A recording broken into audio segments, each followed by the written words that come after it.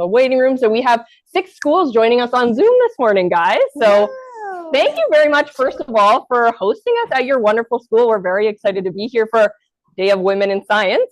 I want to start off by saying the Day of Women in Science obviously is very important to try to help promote women in STEM, but think about this as a day for diverse peoples in science or all people in science. So if you're sitting here and you're like, well, I don't think I'm a woman, it doesn't matter. You could still be a scientist. This day is for everybody. So we're really happy to have you here. We're going to go ahead and get started with some welcome messages, and then I'll pass it to our wonderful speaker. So first off, I would love to do a land acknowledgement. So I am joining you all. We are here in Amiskwaciwâskahikan. This place is colonially known as Edmonton, Alberta, and we are on Treaty 6 territory. So this land has traditionally been a meeting grounds, gathering place, and traveling route to many groups. Those include the Cree, the Saulteaux, the Blackfoot, the Métis, Dene, and the Nakota Sioux for time immemorial. And because we're gathering with some of our friends here virtually, I also want to acknowledge the many traditional territories that each of us are joining from across Turtle Island. From coast to coast to coast, we recognize the enduring presence and knowledge of the stewardship of First Nations, Métis, and Inuit peoples. Now, respecting the land that provides us with our food and shelter is an important step in the reconciliation process because these Indigenous peoples have been stewards of these lands and waters for time immemorial. It's also important to recognize Indigenous women who have long been knowledge keepers, scientists, protectors, and leaders within their communities, caring for nature and shaping future generations. So as we're all gathered here today, virtually and in person for our Women in Science Day, we honor women, past and present, who have shaped our understanding of the natural world, oftentimes without recognition. So today we have the opportunity to learn from a local expert who's going to help us look closely at wildlife and reflect on how we can better support those creatures. And I invite everyone participating today to really think about women in science and Indigenous women specifically and how we can help support them and promote them in our own lives. Now, before we get started, I do have, I think actually, Sarah, is it trivia next or do we do the activity right away?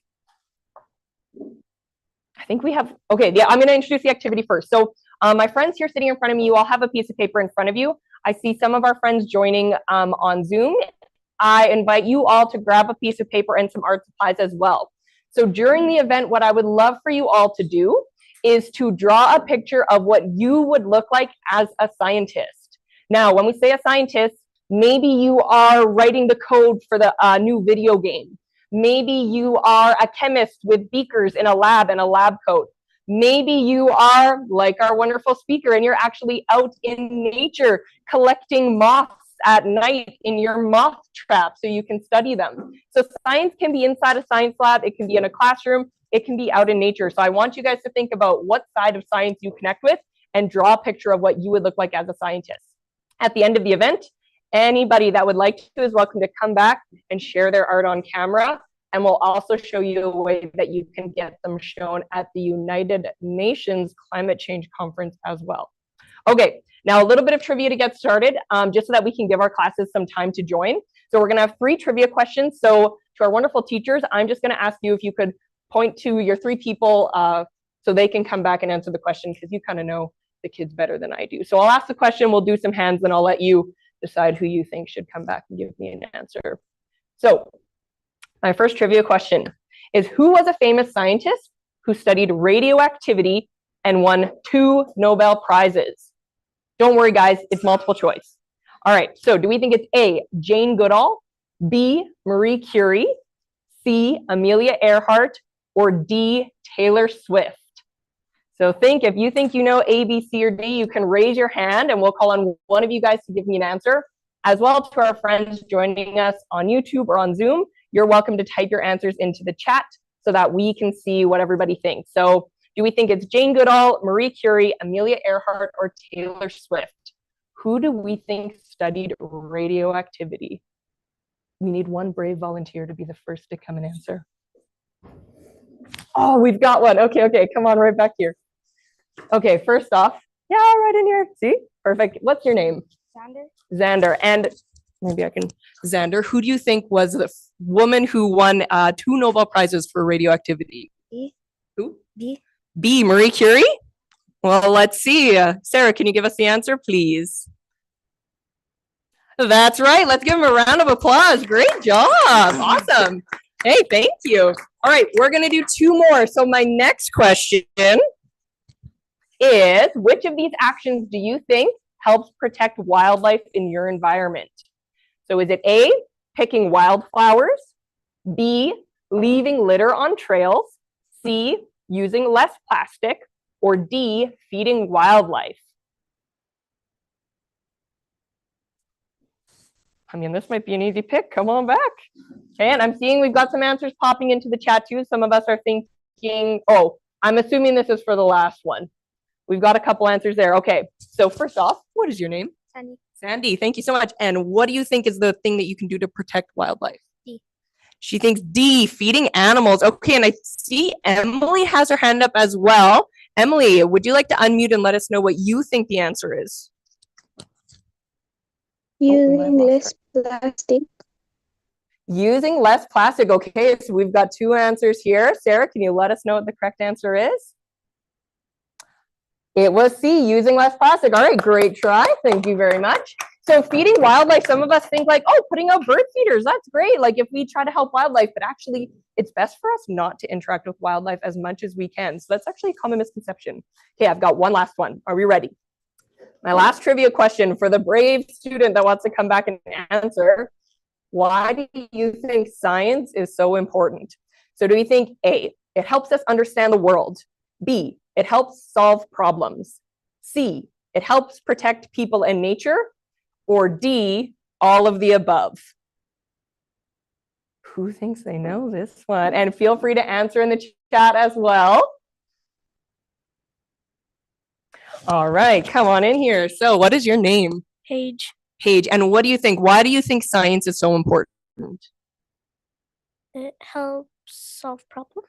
She thinks it helps solve problems. Okay, anybody in the chat, and Emily, you can go ahead and unmute and let us know what you think of this one too. All of the above. Ooh, all of the above. So you guys are actually, next slide, both right. So it does help solve problems, it helps us understand the world, and it helps protect nature. So great job. Thank you so much. Okay. Now that's it for my slides. I am going to pass the microphone off to our speaker to introduce herself and get to know a few of these creatures. And if at any point during the event you have a question, please raise your hand and ask it. If you have a question on Zoom, please type it in the chat. I will forward those along as well. And one reminder to you as well, if you wouldn't mind repeating the questions so that our friends on Zoom can make sure they hear them too. Certainly, sounds great.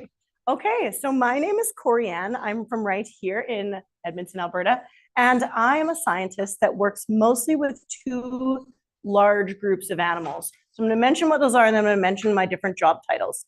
So the two groups of animals that I'm focused on are invertebrates. So I'm an entomologist, so I study bugs, and then herpetiles. So I'm a herpetologist, which is a pretty weird word that sounds like some other words, but herpetology is the study of reptiles and amphibians. So I work mostly with native species to Alberta or Canada, as well as invasive species. So those are animals that are here either by accident or because humans introduced them for some reason that maybe we realize now is not a good one, and are affecting our wildlife or our wild spaces. I brought 4 different creatures here for you guys to meet, some of which you may have met before. And what I'm going to be doing is taking them out one by one, bringing them around for you guys to interact with and ask questions about, showing them to those of us online who are our friends visiting from other places, and just get questions and learn a little bit about these animals and why they are the ones that I chose to study and what makes them so special. And we're going to start with butterflies. If you guys do have any questions, remember, just put your hands up. Nothing I have here is dangerous. And just a little reminder that you don't actually have to interact with anything if you don't want to. So to go over a few basic rules like that for those of us here in the class, if you don't want to touch something, that is totally fine. Nothing is dangerous, so nothing will hurt you. But you are in charge of your body, so you do get to make that decision. If I get to you and you don't want the animal any closer, just say no thank you or put your hands up like this. If you do want to hold or interact with the animal, we're going to use the desks. So you guys can hold your hands. You can try this with me now. Just hold your hands out right flat on the desk like that, which gives us a nice stable surface for the animal to be worked with so that they don't fall or anything like that. And again, nothing is dangerous. So this is a great time to hold some creepy stuff if you've never held it before. So without further ado, I'm going to start with butterflies. Now, one of my job titles is the director of a company called Butterfly Wings and Wishes here in Edmonton. And we are Canada's only year-round butterfly lab studying butterflies in captivity. Hands up in this class if you guys have raised butterflies in one of your school classes. A couple of us have. Sometimes it's in kindergarten, sometimes it's in grade 1 or 2 or 3. And so all the butterflies in Canada can be traced back to our lab because we're the only ones that keep them year round. They're never caught from the wild. We never take animals from the wild. And then what we do is we study their health. So earlier on, we were talking about feeding animals or interacting with wild animals. So if you're going to do a project like raising and releasing butterflies in schools, one of the most important things to think about is if the animal is healthy. Because if we're going to be doing butterfly releases with the school, those animals are going out into the wild. So they have to be safe, right? Because if they were sick, would they not potentially transmit diseases to their wild friends? So this is a big topic that we study at our butterfly lab right here in Edmonton. These are some butterflies. I'm going to pull one out in a moment for us to actually touch. We know a way to do this safely. But you can sort of watch them in here. There's a lot of red dots. That is not blood. Butterflies and insects, of course, have no blood.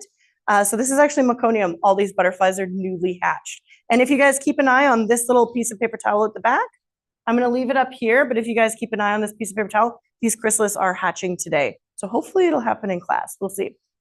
The other thing we study here at our Edmonton Caterpillar and Butterfly Lab is artificial diets in captivity and the breeding and sustenance of animals in captivity.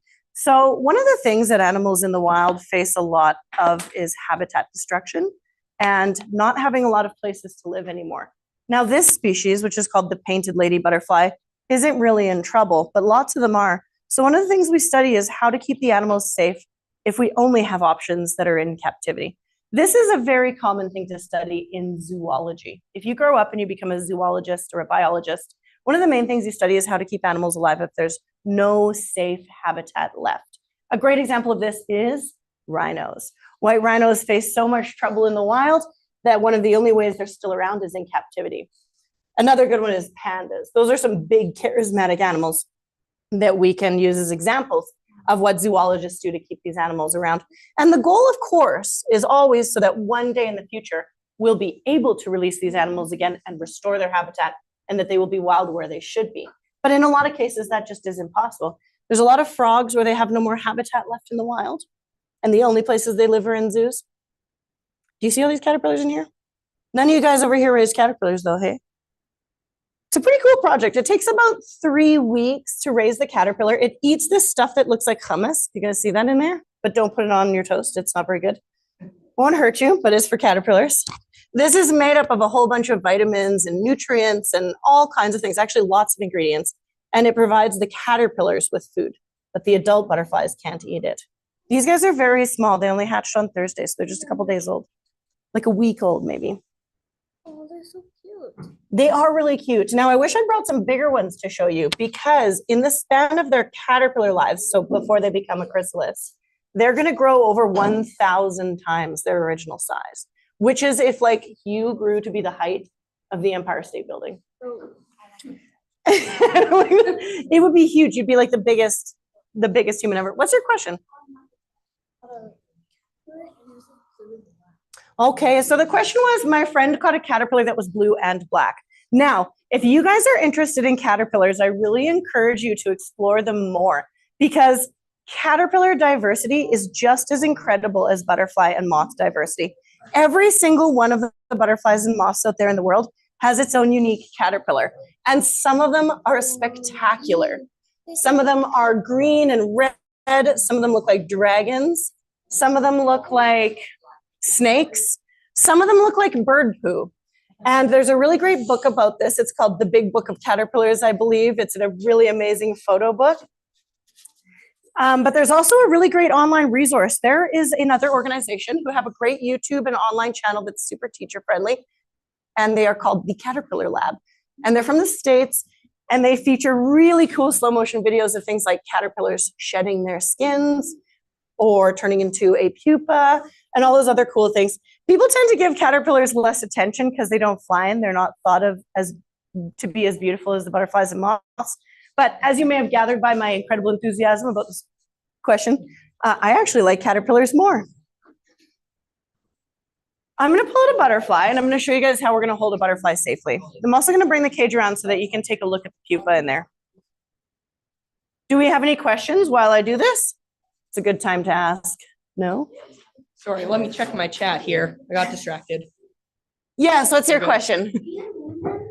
Do I name them? Man, I love that question. What a good question. Do I name all the animals? No, I don't. Now, that's because with the butterflies, we're sometimes working with thousands at a time. In fact, during some times of the year, there might be over 10,000 butterflies in the laboratory where I work, which is too many names. But they all get assigned things like either a generation category, so we can tell how old they are, which parents they had, or a batch category to tell like which group of animals it is. So we have many groups of animals that we keep isolated from one another to do research. I'm going to be very careful about which one I pick because some of them are so fresh that their wings are very soft. There we go. That's the one. Now, I'm going to bring around two things. I'm going to show this to the camera right here. So just if you take butterflies make, they do not make a cocoon. That's a really common mistake. Chrysalis is the body of the animal. So this is its skin. If you open this up, it's just like a shed skin. You can see here. This one is open. She emerged this morning. A cocoon is like a little separate camouflage object that they make to protect the pupa. So a lot of moths make that, as well as some beetles and some bees and a lot of other animals. But butterflies don't usually make cocoons at all. So this one is very close to emerging. If you look very closely, you might even be able to see the orange patterns of the wings through the skin there. Same with this one. It's hard to see, but right before they hatch, they become very clear. So these are going to be hatching today. And again, that's not blood. Now, if you guys want to interact with this little butterfly, I have a female butterfly here. I can tell because of the size of her booty. You hold your finger out and she will do a little tippy tap tap dance on your finger. It will tickle. However, I'm not going to let her go. And I'm going to hold her very firmly and lightly with these two fingers. The goal is to not rub my skin oils into her wings. It doesn't kill or harm the butterfly's body to touch its wings. However, too much touching can take all of these patterns and colors off the wings, which also makes them less resistant to rain. What's your question? I've got a question from Emily asking, how fragile are the caterpillars? Very fragile. So their skin is a lot like ours. They don't have a shell like a beetle does. They have a soft skin. And then many species of caterpillars will have some kind of defense. So usually it's something pretty mild, like camouflage, or they'll have little spikes that would be uncomfortable to eat.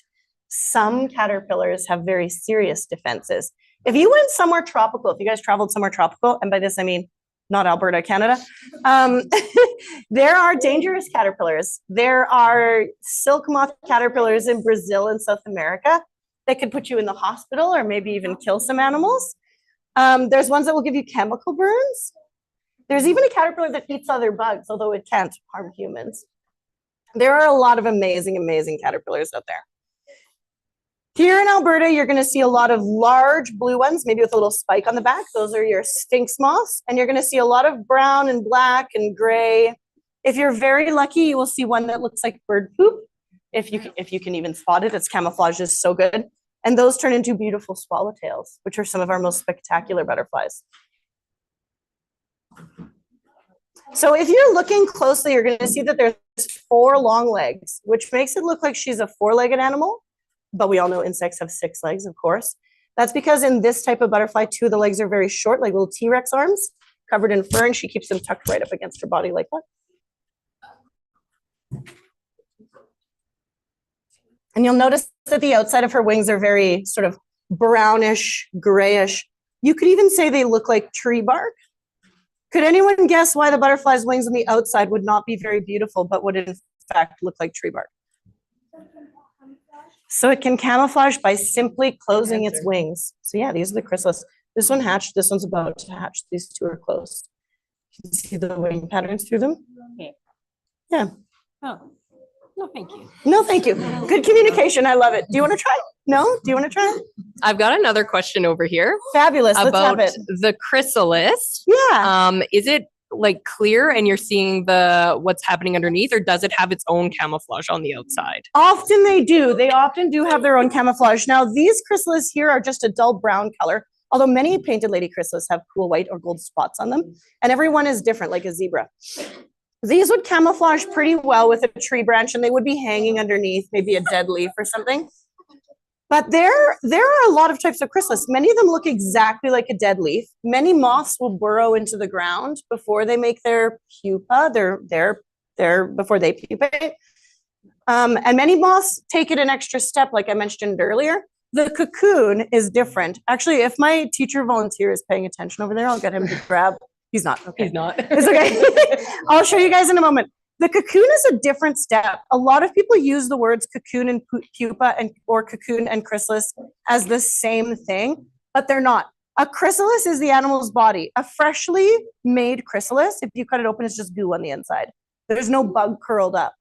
But a cocoon, always 100% of the time, if you cut it open, there's a caterpillar or a pupa on the inside. And that's because cocoons are made out of something else. They're made out of silk. For instance, where we get silk clothing from, oh, I touched the mic, sorry. Where we get silk clothing from is actually from the cocoons of a certain type of moth. Another good example would be the fabulous Luna moths, which make their cocoons out of leaves and silk that they spit. So it's made out of something. Think like a sleeping bag or a little tent before you go to bed. They make it, they go inside, and then they make one of these. So it's a very different step, and those are for camouflage or protection. Do you want to try? Nice drawings, everybody.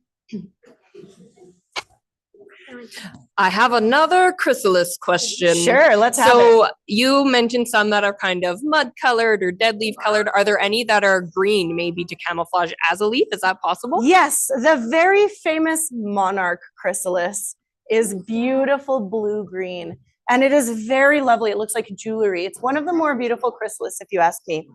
And it stays greenish bluish for its whole life, right until the monarch's ready to come out. When again, right before it comes out, it turns kind of clear and you can see the wings below it. Because that means the butterfly is fully transformed. It's ready to go. So what is that explained? The red, okay, so it's called meconium. Here, you can take a look, camera. My friends online. So this looks like blood, but it's not. Butterflies, moths, bugs, they don't have blood. They have hemolymph, which is usually white or clear or green. But this is actually their first poop. So a newborn butterfly, when they first emerge from the chrysalis, they have a poop. And that poop is special. It's unlike all the other poops that they'll do because it's full of the extra fluid from their transformation and all the materials that they're discarding from when they were a caterpillar still. And so it's, in this case, red. But not always is it red. I've definitely worked with lots of butterflies where their first poop is like white or something. But in this species, it does look quite red, and a lot of people confuse it with blood, but it's not. It's just the first poop. And if anybody here is a mum, you've heard the word meconium before because humans do it too. Now I'm going to put both of these away because I don't really want this chrysalis to open while it's sitting up on the top, because then I'll have potentially a loose butterfly, which is always exciting, but not really what I want at this time of year. It's always summer inside the butterfly lab, but I wouldn't want to leave a butterfly here with you guys because you wouldn't be able to let it go. It's still too cold. Okay, pretty cool. I am going to show you really quickly. I did bring some moth cocoons just to compare. I'm going to pass these around to you guys. I'll let you pass them around yourselves. These are all empty. There's no more moths inside of them. So they have hatched and flown away. But this is an example of a moth cocoon. So these right away, you can see that they're silky and they're like a packet, like a sleeping bag. This one, this is the hole that the moth came out of. This moth species has a special enzyme that they spit up once they become a moth, and it allows them to exit this very hard protective shell. This is a silk moth cocoon. This is where we get silk, like literally silk fabrics from. And they're one of the most ancient domesticated animals. They started, the Chinese domesticated them about 6,000 years ago to make textiles and fabrics out of. So you guys can touch these, you guys can sniff them. They shouldn't really smell like much, but they definitely feel like natural elements. I have another question as I was going around. It's a fascinating process. I really do encourage everybody, if you have moths or butterflies in your backyard, to watch them a little bit closer, look for the caterpillars, observe them outside, raise them outside if you can, or do it if you can find an ethical breeder or an ethical project. where you can do them inside. It's great. It's an amazing thing to do. Okay, I'm actually going to do this question in a second. My question is actually for these guys. What time of year should they be getting butterfly kits if they want to do one in their classroom? Yeah. Does anyone know? Can anyone help me? When do you think would be the right time for a school to get a caterpillar kit? In June. Okay, yeah, you're super close. Normally, we begin sending them to schools in Canada, depending on where in Canada, we begin sending them in late April. So the project takes, you get them when they're about that size. The project takes just about around a month, maybe a little less. So April, May, and June, because we want to make sure you're done by the end of school. So we can't wait too late. So yes, but yeah, you were effectively right. Most people are releasing their butterflies in June. So yeah. Any other questions about butterflies and moths before we move on? So there's a great question here from Chilesi. They're asking, why don't insects have blood? And I don't know if that's maybe too complicated to get into, but like, or maybe what's the difference? So insects, so this is an evolutionary biology question. So insects they never gained blood. Blood is something that mammals gained in a very different group of animals. So insects were here a lot earlier than mammals like we were, or even like fish. But that's an evolutionary biology question. So it's like asking why we lost the hair on our faces, or why, things like that. Mm-hmm. So it's a little bit more complicated than I can get into here, but they've never needed it. And they're also not a warm-bodied animal. So they're all of their systems inside their bodies are very different from mammals. And they don't have like a big beating heart and they get sweaty when they're nervous or anything like that. It just doesn't happen. What's your question? The black and white butterflies, are they mostly white? Mostly black. Maybe they're swallowtails that you're thinking of. I wonder if it's swallowtails. Black and yellow. It could be. So there's a whole group of butterflies called sulfurs, which are very yellow. Those are usually smaller, but they're usually more yellow than black. There's a whole bunch of butterflies called the whites, and the most famous of those is the cabbage white. They're always in our backyards and gardens. There's another family of butterflies that live mostly on mountains called Parnassians. Those are my favorite. They're the only butterfly that makes cocoons, so they're really, really special. But there are also swallowtails. So I have here just a few examples of some Alberta butterflies. And were you thinking of this one? So this is the Canadian tiger swallowtail, which is actually our largest butterfly. Now here in Alberta, we only have like 170 to 190 types of butterflies, but we have like 2,000 types of moths. So there's lots of these to look for and lots of these to look at. Do you want me to pass this around the class so you can take a look at them? Yes. The middle. The one in the middle. Oh yeah, look at that. Yes, so this is a great example of a white butterfly, one of my favorites. How nice. I'm gonna pass these around so you guys can take a look at them. It is labeled, this is Butterflies of Alberta, so you can take a look at these. And then I have two of these that are not Alberta butterflies and moths. This is the Atlas moth, which is one of the largest moth species in the world. There are bigger ones though. Yeah. So this is about the third biggest of the moths, but it is kind of a very special creature. Friends, I know it's very exciting, but we can't get too noisy or we're not be able to hear the description. So these are native to Asia. Here in Canada, we have a pretty big moth. It's called the polyphemus moth. There's a really good chance you're going to see that in your life. It looks a lot like this, but it's about a third the size. So it is still really big. So I'm going to pass this around too. It is real, yes. So these are specimens. Sometimes people ask me why we have animals like this. Now the answer is I didn't kill any of these myself, but sometimes when animals do die, instead of returning them to the earth or burying them in the garden or anything, or letting other animals eat them, scientists will keep their bodies for education or for research. These are called specimens, and it is, especially in entomology, it is one of the most important techniques for learning more about an animal. We need to be able to look at its body, and a lot of these species will only live a couple days. So it is sadly very important to have an example of them that we can look at beyond its natural lifespan. So specimens are pretty important. These are examples of other exotic butterflies. These two are native, but these ones are from other places.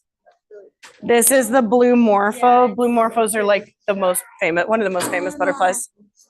Yeah, so take a look. Be careful with those. They are a little bit delicate. All right, grade fives, I'll get you guys to settle down just while we follow up at the back with Rebecca. Guys, my voice is so quiet, you'll never hear my question. This question actually came from two of our friends that are joining in the chat. They both want to know if there's any butterflies that are going extinct or that have gone extinct. Yeah, so there are a lot. Now, insect declines. I don't want to spend too long on this topic because it's not a very happy topic. I do encourage you to look at it yourselves. So insects are on the decline globally, all of them. Some research out of places like Germany is very scary. We're losing approximately 5% of our biodiversity in insects per year, which in like a 26-year period is going to be a very high margin. So this is really well researched. There is a lot of very robust studies about it. Insects are on decline globally. And we can speculate a lot of reasons for this. So one of the reasons, of course, is habitat fragmentation, not just for cities and roads, but also for farms. The things that keep us alive, a big field of corn, a big field of soy, that's like a desert to an animal, a pollinator, because they can't eat that. So some organisms can, pest animals can, many pests are butterflies and moths, but for everything else, those kinds of places are a desert. Another thing that we can look at is the overuse of pesticides and herbicides. Another one will be humankind's interest in planting non-native species.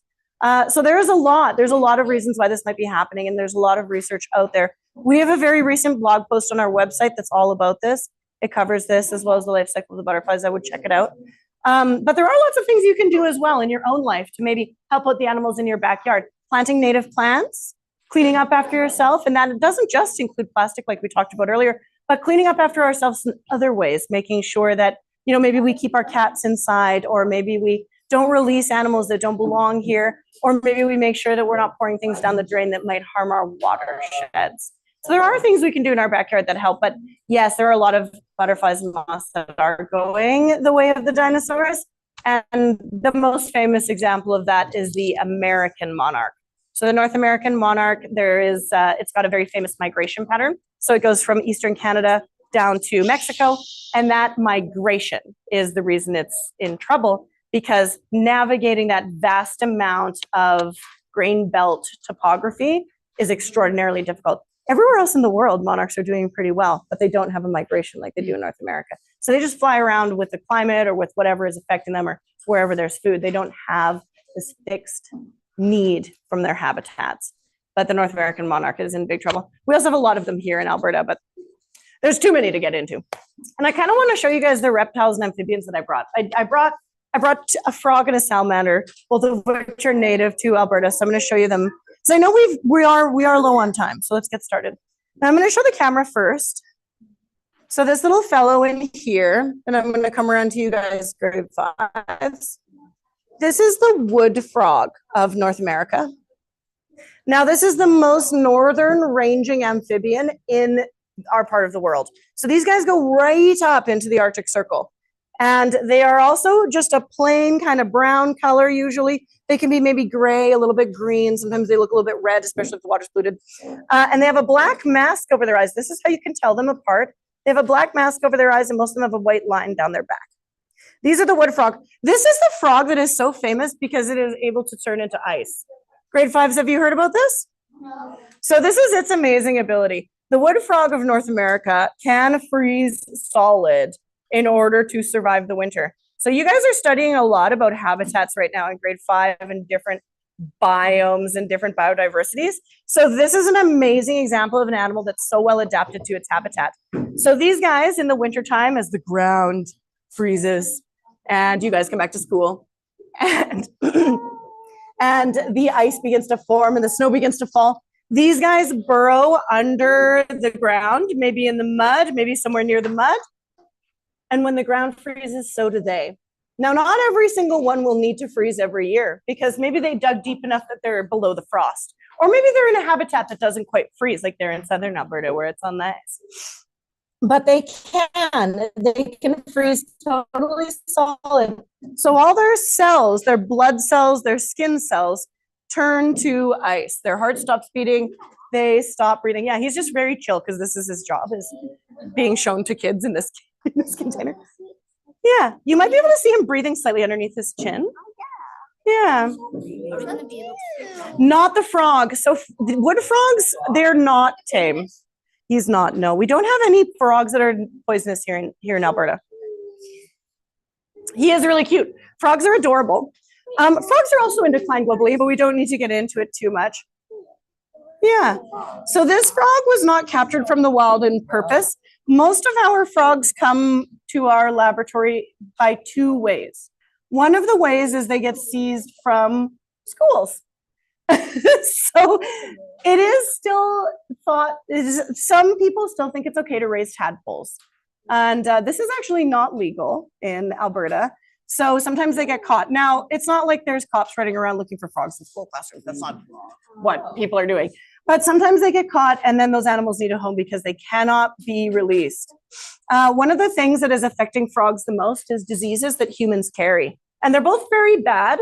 And the main way they transmit themselves from amphibian to amphibian is through getting in the water. So one frog will be sick. It'll go back to where all the frogs live. It'll make all the rest of them sick. And it is thought that this is heavily linked to humans releasing animals. So it is not legal to release any amphibians in Alberta whatsoever. You can't catch them, keep them as a pet, and then let them go. So he lives with us full time. The other reason sometimes we end up with these is because some farmers found them and they were in trouble, like they were trapped somewhere or dying or something like that. And so they'll surrender them to a wildlife rehabilitation clinic who will then send them to us. So yeah, they might live 15 years. So that's a long-lived animal. Pretty cool. Now, it's not our only frog. Who was it that asked about poison frogs? Who was that? Somebody asked, is it poisonous? We don't have any poisonous frogs in Canada. We do have poisonous toads. Toads have poison that they build in glands in their body. So they have a big, it looks like a big pocket behind their head, and that gland produces toxins, and you can't eat them.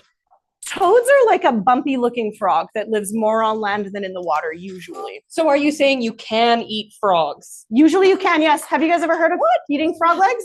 Yeah, many people do it around the world. There are, of course, poison frogs in some places, but not here. Yeah, he's pretty cute, isn't he? Oh, did he jump? Maybe I just won't eat either of them. There we go. I wouldn't suggest that frogs would be your primary food source if you were surviving in the wild, though. If you guys were like, let's say you like went out and you were doing like one of those TV shows like Alone or something, probably not frogs. There's a lot better food organisms that are more available for us to get the calories we need than a little frog like this. You'd be like running around, spending all this energy trying to catch frogs. So I don't think it would be very viable for our first peoples to be eating frogs. There's probably other things that they could hunt from a distance that were much better for them. Pretty cute though, right? I love frogs. What's your question? A really poisonous frog. Was it a very bright color and was it quite small? Was it perhaps a poison dart frog? So poison dart frogs, the question was, I went somewhere and I saw a frog and it was a poison frog.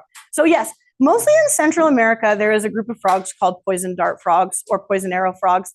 And these are a very amazing organism because they're not actually technically poisonous in their own body. Like toads, they develop their poison through a gland, similar to the glands in our bodies that do various things like sweat glands. So those glands are innately poisonous. The toads are always going to be poisonous for their whole lives. Poison dart frogs get their poison from what they eat. So specifically in the wild, it's ants. So ants have formic acid in their bodies. These frogs eat the ants.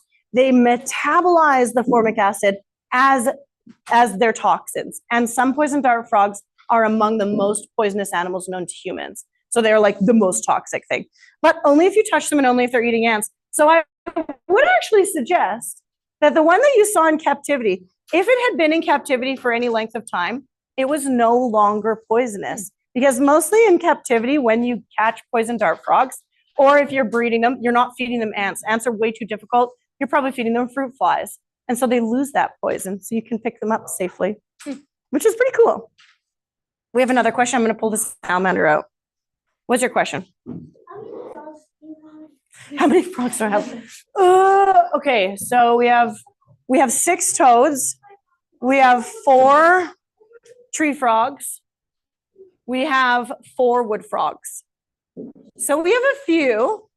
It really depends on what he's like. Pickle's like. Now I'm gonna probably pour a little bit of water over him just to get some of this moss off. He's been hanging out in the moss. Pickle is a tiger salamander. Hands up if you guys have seen one of these outside. You can put your hands up in the chat too. Oh, I thought I was like, why is it so like He's covered in moss. So we use moss for travel. This isn't what they live in at the lab. They live in dirt, but the moss is much easier to clean off than a bunch of dirt is when I'm doing this. Now, grade 5s who are here with me, in order to pet this animal, you have to have wet hands. So I have brought my very beautiful little water bottle here, my water bottle of herpetology.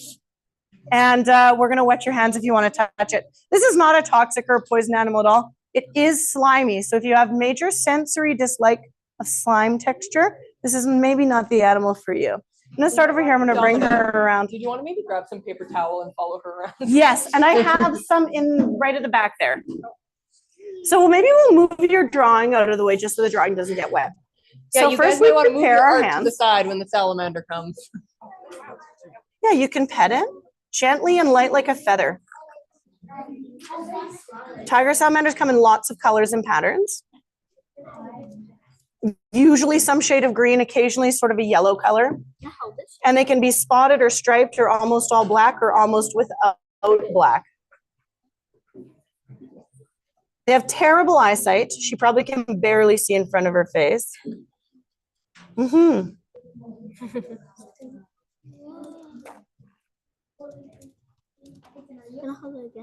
No, we're going to keep going, actually. We're going to give everybody one turn. Otherwise, we're going to spend hours with the salamander. Do they have teeth? Great question. So they have a firm bite plate, but no hard teeth. Like they don't have like little teeth in there that you can actually see. Now, if I were to get her mouth open, I won't actually make her do it, but you wouldn't really be able to see much at all because the bite plate that she has is so small, it barely extends beyond the gums. Giant salamanders, like Chinese giant and Japanese giant salamanders, have pretty extreme teeth though. This is the largest salamander, the largest amphibian at all in Alberta. And much like frogs, you're not allowed to really keep these as a pet. Technically, it's not illegal. If someone found one in your house, you're not going to get in trouble. But the big issue with an animal like this is that you can't ever release it. When you take an amphibian in from the wild, you're exposing it to your body and our habitat. Survival rates are low, but it does mean it's now a vector risk if you release it. The other reason you never want to release them is ethics. So an animal like this, its ability to survive is learning based. So if you take it out of an environment where it's actively learning all the time how to survive in that environment, it will forget. This means they don't rehabilitate to the wild very well. So the survival rate is 0 with released animals. So it's really not ethical to be doing that. I don't suggest having these as a pet. There are lots of lizards and things you can get at the pet store that are much better than something like this. Although she is adorable. I know, isn't she so? I got a comment on the Zoom that says she looks like a pickle. Yeah, she does. Yeah, that's literally how she got the name. Usually when a new animal comes our way, we open it up to whatever classes are the first ones that the animal visits. And we let them name it. So just stay still, she's harmless. Pretty cool, right? No, thank you. Do you want to pet her maybe on her tail or something? Do you want to try? Do you want to try? Okay. I'm terrified. I like snakes and spiders. I like snakes and spiders, but not I salamanders. have a question. Would it be okay as we're finishing bringing the salamander around if I do my last kind of couple reminders and some art sharing, and then we can finish up with the... Of course, sure. And then I have another animal that's like a treat for these guys if we want. Okay. Is it a lizard? Is it a lizard? Okay, my friends that are in the room with me, if you have We're going to already... answer that question. Just hang on. If you have already met Pickle and got to pet her, and you would like to show your art on camera, I would like you to come and bring your art and line up quietly here beside my table. I'll just do a couple quick, yes. I want you guys all to. I'm just going to do a couple quick reminders, and then you guys can show off your art to our friends on Zoom. Can I answer one of my favorite questions? Yes. So my friend asked, is it a lizard? Which is such a great question, because as you can see, it looks like a lizard, but it is not. These animals are technically more closely related to birds than to lizards. This is an amphibian. So the big difference is not just that it's slimy and lives more in water, which most amphibians do. That's not the difference between amphibians and reptiles, because you have to remember there's a lot of reptiles that live entirely in water, like turtles, sea turtles, and those are not amphibians. So the difference with this, between this and a lizard, is that when this was a baby, it was a tadpole. So it went through a metamorphosis, and it was born from an egg. The egg hatched. The little tadpole probably ate plants, had no legs. Look how clumsy she is. And then over the course of her first year of life, or in some amphibians a little longer, it transforms into an animal that can live terrestrially, aka on land. That's actually really great So- because someone also asked that question on the Zoom. So Yeah. we're all covered. Whereas if you look at what hatches from a baby gecko egg or a Komodo dragon egg, it just looks like a tiny version of the adult. It doesn't look like a tadpole. So that's the difference. Lizards don't have a metamorphosis. They're a reptile, but salamanders do. All right, friends. So while I just do these couple last reminders to our friends on Zoom, I need everyone to be extra quiet so that they can hear because it's some important stuff. And Sarah, if you wouldn't mind pulling up our slides, that would be awesome. What we're going to do next is we're going to take a look at some art pieces of our friends here in person. If you are able to turn your camera on and show your art, you're welcome to do that as well. And I did just put on the screen here. This is the link to submit your art to be shown at the United Nations Climate Conference. So Prime Minister Mark Carney might see your art when we go to the next UN conference if you're from Canada. And I have one last reminder on the next slide before we do this.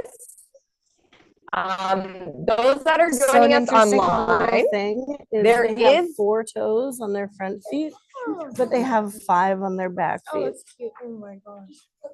there is a quiz that you guys can do. It's only 5 quick questions. You guys can do it too if you'd like to. And this will actually tell you which national park you are. So you just answer these few questions. It will tell you, are you Banff National Park? Are you a national park around the world?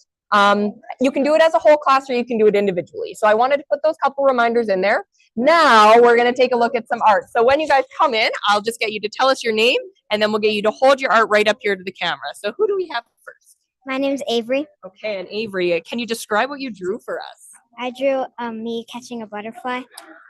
At night. Amazing. So you're like a lepidopterist, just like Corrianne. That's beautiful. Thank you very much. All right. And who do we have next? Anna. Anna. Let's see your art up on the screen here. Bring it nice and close to the camera if we can. Here is caterpillar. We touched it. Here is butterfly. Here where butterfly is born. Here like butterflies on boxes. And here is frog. And here we touch it. What's its name? Like that's something we right now. Oh, the salamander. Pickle. Amazing. Beautiful. Thank you very much. Hi. All right. Who do we have next? I'm Lydia. Lydia. Okay. And can you show your art here? Let's bring it nice and close to the camera. It's beautiful. Okay. What did you draw us? I'm sorry, not speaking English. Okay. Okay. No. Yeah. Yes. Speak English. Yes. What is your first language? What language do you speak?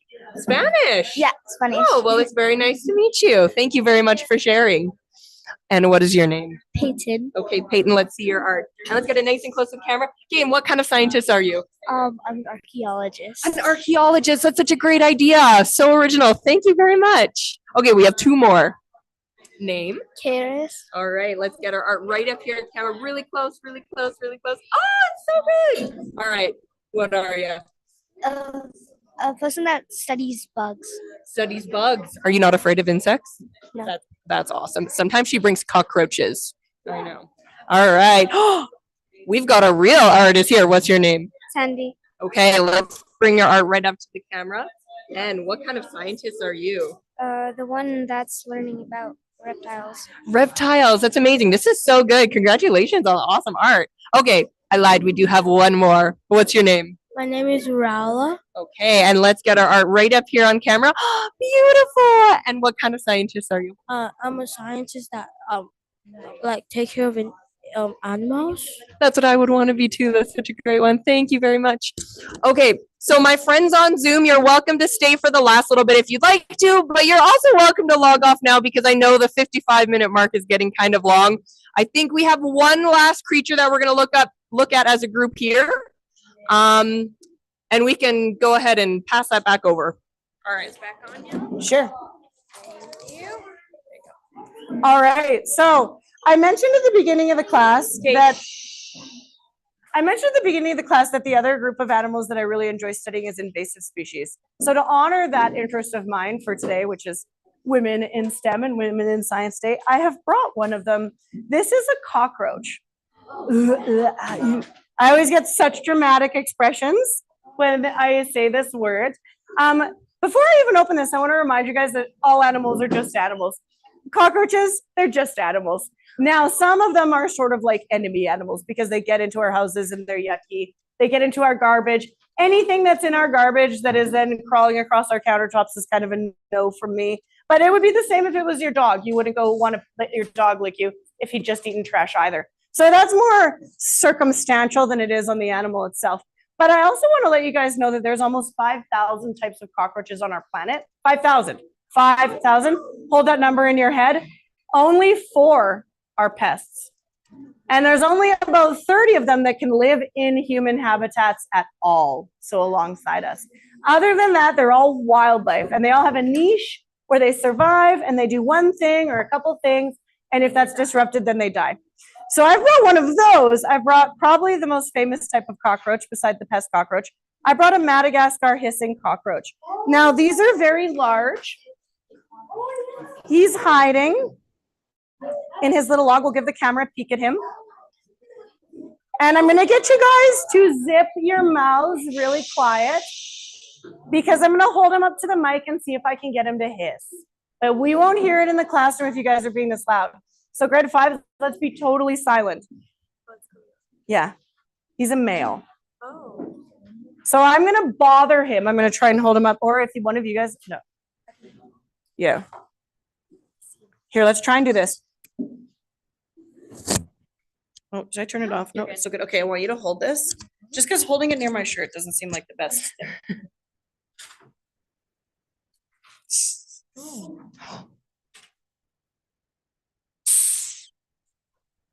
Did you hear that? It sounds like a pop can. Okay, so of course, what he is doing is mimicking a snake. There is a dangerous snake on every single continent except Antarctica, and has been for a really long time. So loads of animals mimic them, even cats to some degree. When they're really scared, they make themselves really narrow and skinny, and they hiss too. So he's hissing like a snake. These are communal animals, so there'd be a whole bunch of them together. You can imagine what it'd be like if you were like an animal in Madagascar and you were walking around and all of a sudden you heard a whole bunch of hissing from the shrubbery. You'd probably stay away. So this is a good defense. He's also got really prickly legs, which would be very difficult to chew and probably uncomfortable to put in your mouth. So that's it. Those are his defensive. Other than that, he can't really do anything. He's not a garbage eating cockroach. He's not a dirty cockroach. He actually spends a large amount of his time cleaning himself, and he has friends that keep him clean too. So Madagascar hissing cockroaches have roach mites. Now, mites are little tiny arachnids, little 8-legged bugs, usually known for other things. But this species of cockroach has a mite species that lives on them and keeps them clean. Now, that sounds really weird and gross, and like they're going to get on you. They won't. They want to stay on the roach. But the best comparison I can give you that will make you feel charmed, as I am charmed by these animals, is think about sharks and whales in the ocean. They always have cleaner fish around them. Those fish pick up their scraps. They help them clean their teeth. They might clean their bodies. They help those fish. That's a helper animal. So the mites actually are good for people and good for roaches. So I always like to say that roaches have a lot of friends. So you can pet him. He feels like a toy. I think he's a little bit excitable today, but judging by how loudly he hissed. So we're not going to be holding him, but I will let you guys all pet him. Now, when he wants to, he can motor pretty quickly. He's not very motivated right now. You can also see that one of his antennae is shorter than the other one. This will be because he got in a headbutting competition with another male. He hissed for you. So the males will have a headbutting competitions with these big bumps on their rostrum here. And it's exactly like a big bull elk fighting for the females.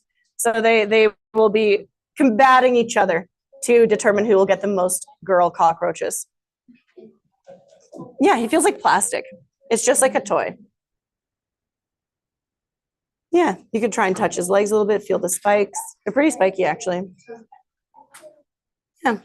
Now, it's not legal to have cockroaches as a pet in Canada, unless you literally like catch them out of your own house, but those aren't the ones you want as a pet anyways. Because the Canadian government regulates these under the Pest Control, the Plant Pest Act, they're worried that all cockroaches will become pests, although there's no research necessarily to indicate that a species like this ever would. If I let this thing go in the school, I mean, I'd never be invited back, but also it would just die. There's nothing here for it to eat. It eats like tropical fruits. Yeah, and then we have to like wash the tropical fruits because if there's herbicides or pesticides on them, then all the roaches die. Yep, mangoes are a choice treat. Yeah, mangoes, bananas, pineapple. How can you tell if a cockroach is a male or a female? Well, in this species, if you want to bring the camera a little bit closer, in this species, it's very, very obvious. So the males have these bumps on their rostrum. So this isn't their head. Their head is actually, are you going to be agreeable for me? So their head is small and right under there. This is like a shield that they use for their head butting. And only the males have bumps like this. But in other species, it might be different. In other species, perhaps the males are winged and the females are not. Or perhaps the males are very small and the females are very, very big. Or the males are very brightly colored and the females are not.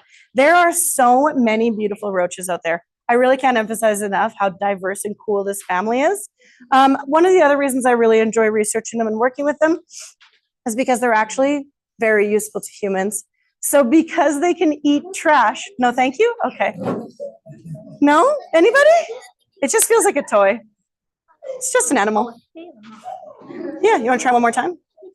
Yeah. Hard shell.